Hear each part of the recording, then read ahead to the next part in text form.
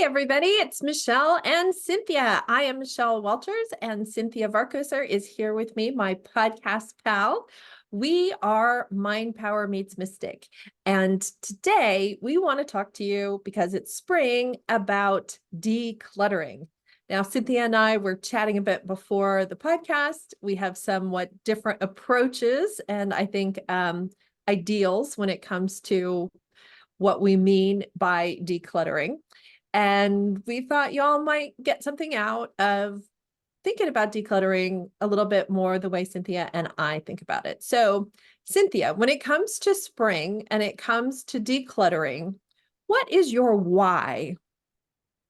I love decluttering in the spring because everything is coming out new and I like having a fresh start. It's also a really good time, in the Bay Area. It's not like we really have seasonal clothing, but we do have some things. And I get to say goodbye to my heavy jackets and my raincoat, maybe, as well as some of my dark colors. And then I bring in the things that I dare myself to wear when you're not supposed to, quote unquote, supposed to. Like today, I tried on my white jeans and I'm very excited to put them on before Memorial Weekend.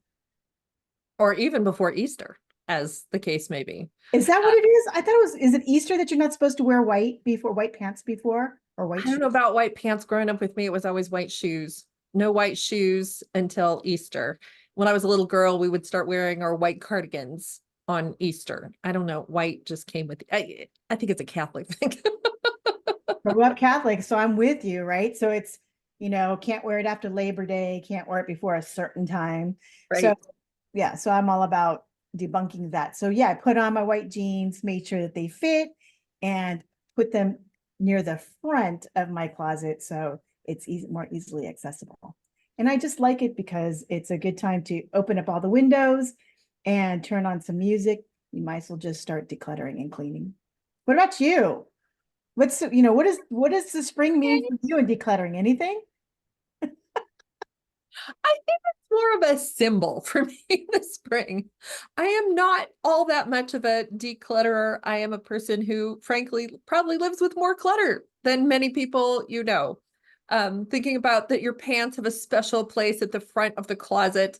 My pants are scattered throughout my closet. Theoretically, they ought to be in a group, but today I discovered my favorite jeans were among the vests, which, is not where they go. But now I know where they are. So they're there, they're accounted for. I am not the most organized person when it comes to my clothes, my house, that kind of thing. All that being said, I do think that there's a lot of symbolic meaning in terms of thinking about the spring and really taking this moment to be like all the plants, all the flowers that are coming out, and really take this moment to value that, Right, to live a little bit more of that in our lives. right. Well, I wonder if you and I also have two different ideas about our homes. And it just occurred to me. I know that we talked about other things and what we're gonna supposed to talk about, but you know me, throwing the curveball. So you went out camping, and that is a perfect thing to do for spring. Really check out nature, connect and commune. I had different reasons. I huddled in and did the spring cleaning, and for me to go into my closet, I'll use it as an example. I mean, I am this kind of weirdo. So you open up my closet, and it is a reach-in closet. It's not a walk-in. You see on the top row are my tops, and they start from sleeveless to long sleeve, and they are by color. So now if they are spaghetti straps, are in the very front, white to dark, and then the ones with have patterns is the one with the most prevalent color. So the favorite tropical I want one I wear that goes under blue, even though that there's got peaches and other colors in there. And then goes the wider straps, and then the short sleeves, and then the long sleeves. So and so I know it's a little bit cuckoo bananas. However, when I open up my doors to my closet, I breathe the sigh of relief, and I'm happy because I feel like there's a piece of my life that everything is put exactly where it needs to be put. Now, if you take a look at my jewelry, it's all in a bunch of different boxes, and that's the next thing I'm going to hit up. But for you, your viewing of your home is different. I don't think of my house as a nest, and we were talking about how your house is a nest. So, you know, when we talk about that, what does that mean to you? What does your home mean to you? Well, I think I think my homes have meant different things to me at different times of my life. And actually, the place I'm in right now, I don't really think of as my long-term home. It's Right. just where I am at the moment. And and I tend to just kind of live in it kind of by the moment. So you might find my purple blouse next to a green pair of pants. Like my closet is not organized that way. But I guess in another way, maybe I also do it a little bit that way because then I'm always being surprised. I'm constantly having little surprises, like the jeans that I hadn't seen for a while that I knew had to be in there, but today I found them. And I do like little surprises. And so maybe that is partly why I don't tend to clean out my purses and I don't tend to clean out things because then oh, would you look at that? Here's where that thing went. And it's not very practical. I recently lost a lipstick and then went out and bought the same lipstick again. And then I found the lipstick because, I'd left it in a bag somewhere. So it's not always practical, but it does provide me with little surprises. And in terms of nesting, I guess I just kind of like to have a few things near me, things that I like. I don't know. This phase of my life is really a very temporary phase. I don't know how long I'll be in this phase. But I've kind of always led my life like that. It's funny because, my son is 20 and his room is nice and tidy. He has a place where everything goes. Me, not so much. Well, what's funny though is that when I visited you in your home in Alameda, it was tidy. It was tidy and it was lovely. It was colorful and it was, and I'm really not about tidy because I'm not a tidy person, but there was, I like having restful places for your eyes. So your house was very restful. And I think that's part of the reason why I like to keep decluttering because I like to feel rested in my home, no matter where I am. So walking into your home, it was it was restful and pleasant and beautiful. And so when you tell me that you're not tidy, it kind of cracks me up. I thought, well, you really cleaned up for the party, right? Oh, I always clean up for parties. Right. Well, That's one of my my son finally got it. I think the last time I had a party, he was like, wait, you're holding this party because forces you to clean up the house. I said, oh yeah, yeah, that's part of the way I discipline myself. that's awesome. And you get to be social, right? Yeah. Yes. And even when we went down to your office had more things to it, and it was still super organized, super and restful. So that's what so when you say that you nest, um, I find it a little curious. And it makes sense because of who you are. I'm a bit more of a butt clencher than you are. Really. I mean, let's just be honest about it. I really am. You know that. I make people laugh so they don't think so, but God, I really am. You have the things that you care about, and I have the things that I care about. It's kind of funny because in my home, I feel like, yeah, I kind of let things become a mess from time to time. But thinking about going camping this weekend, I now have my wonderful, wonderful camper van. And the thing about life in the camper van is there's not a whole lot of room for being all that messy. Like Right, everything has a place, and you can't let too many things be sitting out. Otherwise, you can't figure out where everything goes. There's just, it's living my life in, gosh, I don't know, 12 feet square or something like that. It's a tiny little space. And and I love it. Maybe that too, because it gives me that feeling of nesting. Like everything is very literally at hand, you know. You right, can you can reach the stove from the bed or the chair. Like it's that close. right, right. I know I love your camper van. Now, here's a funny thing. I love camping. I hate prepping for camping. I hate, I hate cleaning for camping. I hate thinking about camping. I actually only like the act of camping. I don't like packing for camping. If you tell me that I'm packing and that I get to treat it like Tetris, turn it in, if I gamify it, then I can go ahead and do it. But I really don't like it. It's to me, it's like a whole lot of effort for a very short amount of time. So Well, and I that's part of the reason why I love my camper van is yeah, because now, there's a set of dishes and there's a set of pots and pans and there's where the food goes and there's where the cooler goes. Like everything kind of has its own little place and system. And it doesn't take me that long because the sleeping gear is already there. I don't have to move it from, the garage into the car like you would have to do if you were packing for a camping trip. right, So, it's like I'm half ready to go at right. any That's true. time, Right.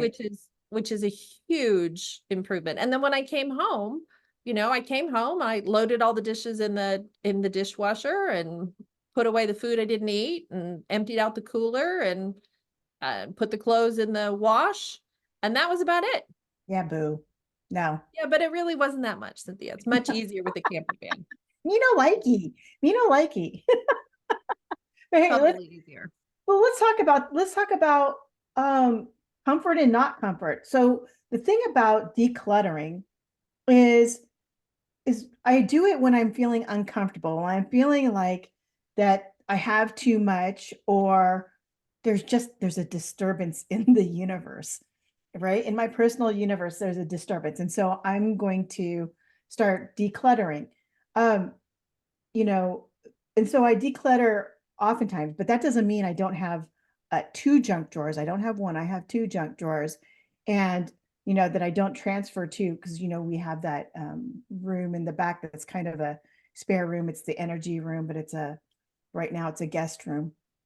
So there's a little bit of moving around, but but decluttering, I believe, is what we do when we're feeling uncomfortable or we know that a shift needs to be made. Do you agree? I think it's what you do when you're feeling uncomfortable or when a shift needs to be made. I think that my times for decluttering are kind of different. It doesn't, something I've noticed about you is that when you're sort of feeling on the edge, not sure what to do, if you spend an hour decluttering, you feel better. Right. And that's not really true for me. I I get motivated to clean out the closet because I have a women's clothing exchange coming up and I need to find some things to bring. That motivates me. So then I'll go through the closet and go, oh, this doesn't really fit. I never really wore this. I don't like this. I'll put the stuff in the bag then. So, it's different things that motivate me versus you. All that being said, I do see the value of a clearer space in terms of having less on your mind. I have parties. It's part of what motivates me to get my space cleaned up. Um, but I find that if I don't create a reason for myself, um, I am not naturally drawn to decluttering. I think it's just who I am. I think I've always been that way. Guess what, Michelle? What? Where mind power meets mystic. That's true. I And forgot about that. We should tell everybody. Don't you think we should tell everybody? we are Mind Power Meets Mystic. I'm Cinthia Varkevisser, the Mystic, and my pal Michelle Walters is our Mind Power. We are talking about decluttering or not decluttering, about the comfort of who we are in our homes and how we go about it. And I'm having a blast talking to Michelle about this. So let's switch gears.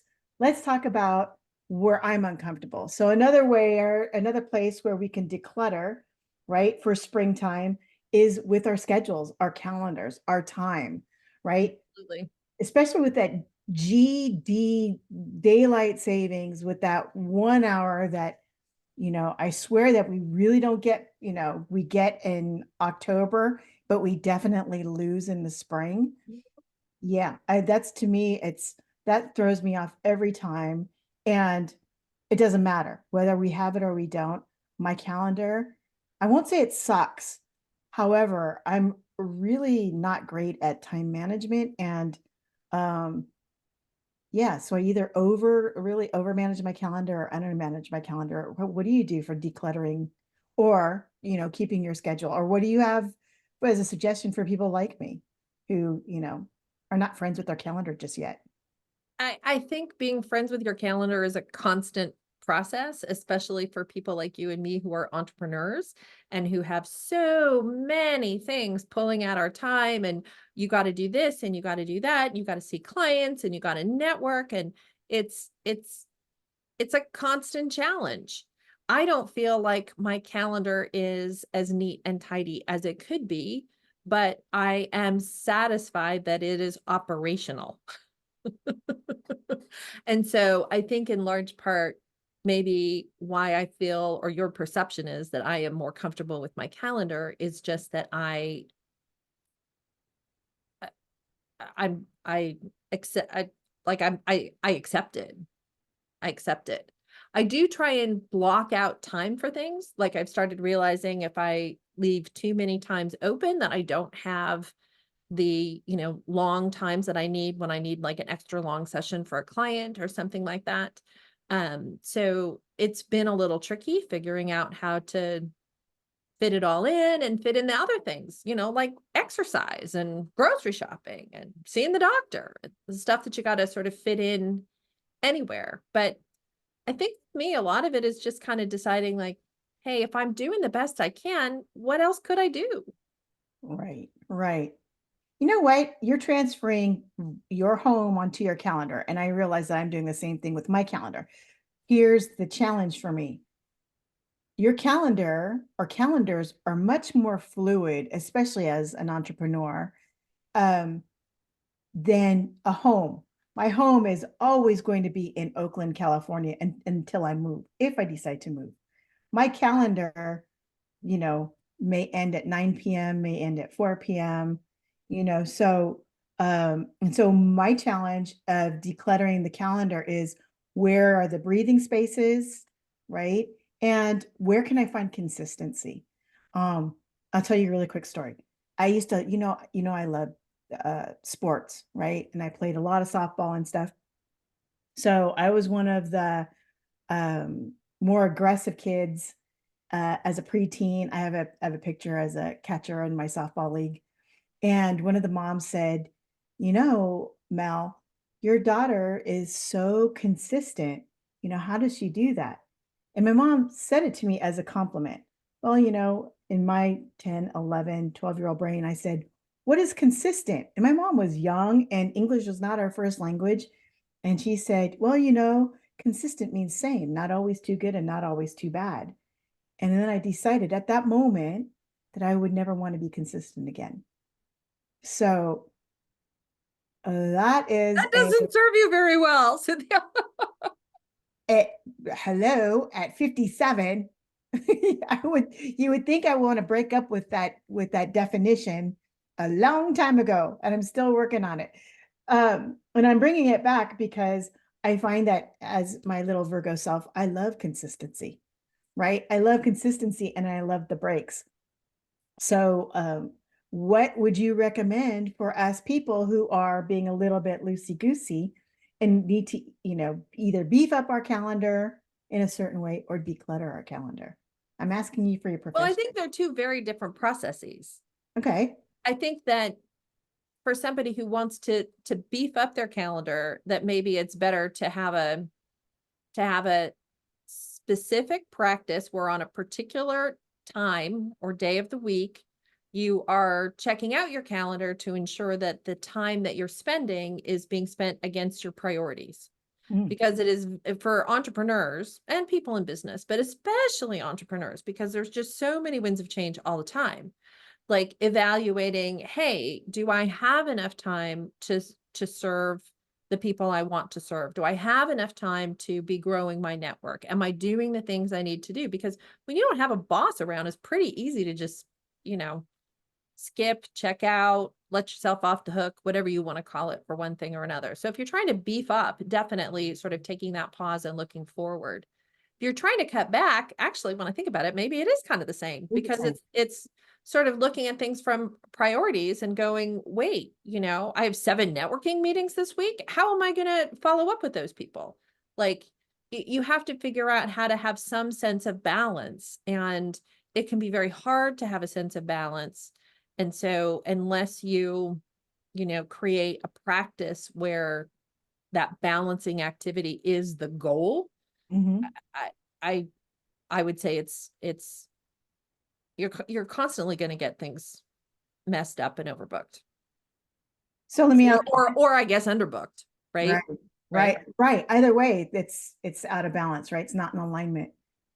My question is, how would you help? Would it be through hypnotherapy, through executive coaching, because it can be done both ways, or would you do a combo, right? If I was working with a client, and I have worked with clients on time management before, I would probably, if the real problem seemed to be time management, probably executive coaching is a better framework for it, to at least be able to identify what are the behaviors that you want to continue versus the behaviors you want to change. And then I would layer on hypnosis to ensure that there was sort of adequate subconscious alignment with making the changes that the client had come up with. But those, are you going to, I don't know, make your phone calls in the morning, do your writing in the afternoon? How do you handle 7 calendars? Those kinds of questions are best answered at first for most people in all situations I can think of right now would be at the conscious level.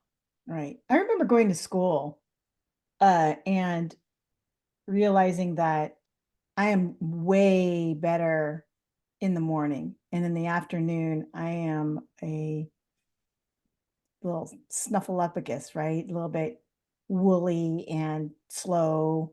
Um, and if I had to pick something in the morning and a different subject in the afternoon, my druthers would be to do math, the sharper thinking skills in the morning, and the more creative skills in the afternoon. Two reasons. One is I happen to like writing better, right?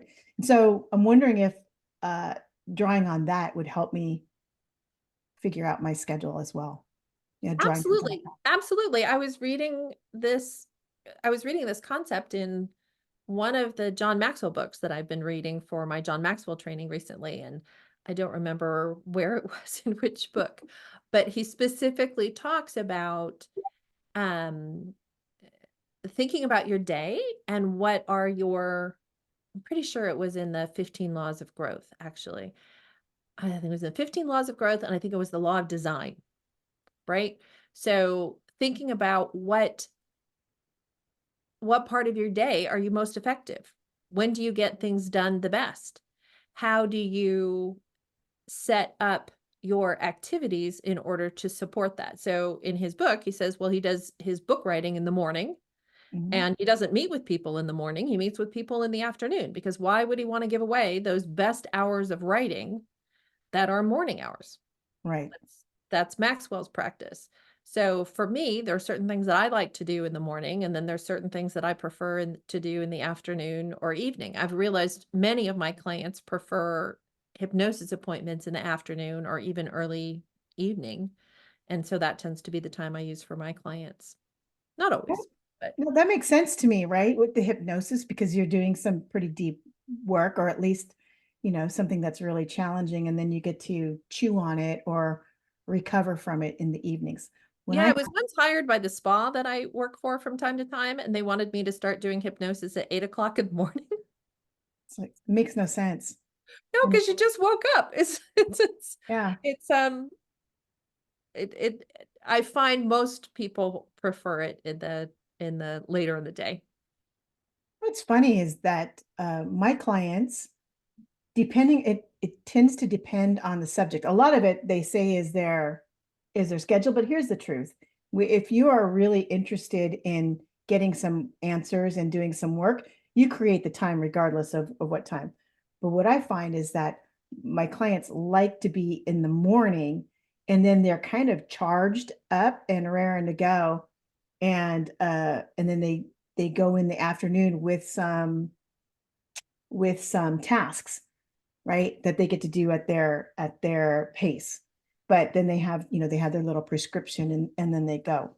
Not as many like to come in the afternoon because it just feels a little bit more draining. So I guess my readings are a little bit more like math, engage a little bit more of the brain. I don't know. I think it's the best way of saying it in my language. So there's that. Um, I think we are pretty much to time, right? This is like way too much fun. It's Way too very much. fun. I always love talking to you, Cynthia. We have a Yeah, great time. it's so much fun. Is it all right with you if I give a couple pointers for those who are a little bit worried about decluttering, about their home? Please, you can help them and me.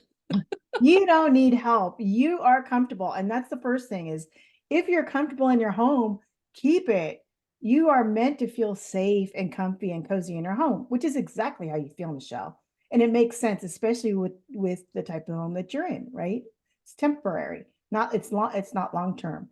But for those of you who are feeling a little bit sentimental, there are so many different ways that you could declutter. One is that you can recycle or upcycle. So I have some things that I have that I really like that I turn into something else, and I look at them like I have these crazy shoe stretches, those shoe stretchers. I use them as bookends, and so every time I see them, I crack up because they're just so unusual to have them there, and they work. They function, and so you can do things like that.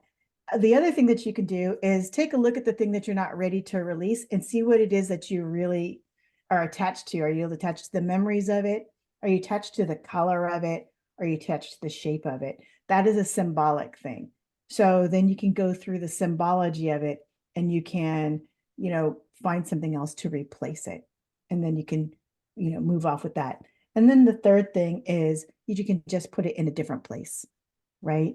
So maybe, it's a little bit too much for the living room, but then you can go ahead and put it in the bathroom, which I've done a few times as well. So those are my 3 little tips for decluttering. And also to remember, sometimes you feel like you need to declutter. And really the thing that you want to do is you want to clear your home. So you want to declutter it of energy, right? That's a whole nother topic. Maybe one Yeah. for another day. Yes, one on which you are quite the expert. Well, I want to thank the audience for listening to today's episode of Mind Power Meets Mystic. We'll be back next week with another great episode. Thanks. Thank you. Bye. Bye.